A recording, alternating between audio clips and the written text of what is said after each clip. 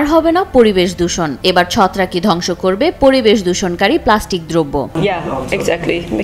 প্লাস্টিকের মাঝেই বেড়ে উঠছে ক্ষুধার্ত ছত্রাক।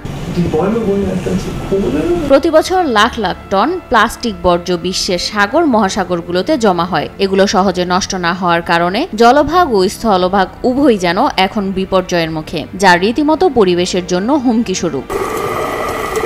প্লাস্টিক খেতে পারে এমন একটি ছত্রাক শনাক্ত করে আশার আলো খুঁজে পেয়েছেন বলে জানান জার্মানির একদল বিজ্ঞানী। উত্তর পূর্ব জার্মানির লেক স্টেক্লিনের ছত্রাকগুলো কিভাবে মাইক্রোফুঙ্গি প্লাস্টিকের ওপর বৃদ্ধি পায় তা একটি বিশ্লেষণের মাধ্যমে প্রমাণ করেন নিউ গ্লোবসোগ্রামের লাইবনিজ ইনস্টিটিউট অফ মিঠা পানির ইকোলজি এবং অভ্যন্তরীণ মৎস্য বিভাগের গবেষণা দলের প্রধান হ্যান্স পিটার গ্রোসার। এই রিসার্চটা অন্যান্য থেকে অনেকটাই আলাদা। যেহেতু এই ছত্রাকগুলো প্লাস্টিক ধ্বংসকারী, তাই এগুলোকে সহজেই আমরা ব্যবহার করতে পারি।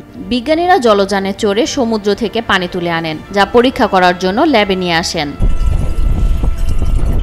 বোতল থেকে টিউব দিয়ে পানি তুলে তা ফোটায় ফোটায় একটি পেট্রি ডিশে নেওয়া হয়। এরপর তাতে প্লাস্টিক রেখে তার উপর ক্ষুধার্ত ছত্রাক রাখা হয়। কিছুক্ষণের মধ্যেই দেখা যায় ছত্রাকগুলো আস্তে আস্তে প্লাস্টিকগুলোকে ভক্ষণ করছে। এভাবেই প্লাস্টিকগুলোকে আস্তে আস্তে ভক্ষণ করে পানিকে স্বচ্ছ ও প্লাস্টিক মুক্ত করে তোলে ছত্রাকগুলো। গবেষণার পর দেখা যায় কয়েকটা ছত্রাক প্লাস্টিকের উপর বেঁচে থাকতে পারে। এটা সত্যি অবাক করার মতো ঘটনা। 18টি নির্বাচিত ছত্রাকের স্ট্রেইনের মধ্যে 4টি বিশেষভাবে ক্ষুধার্ত ছত্রাক হিসেবে প্রমাণিত হয়েছে।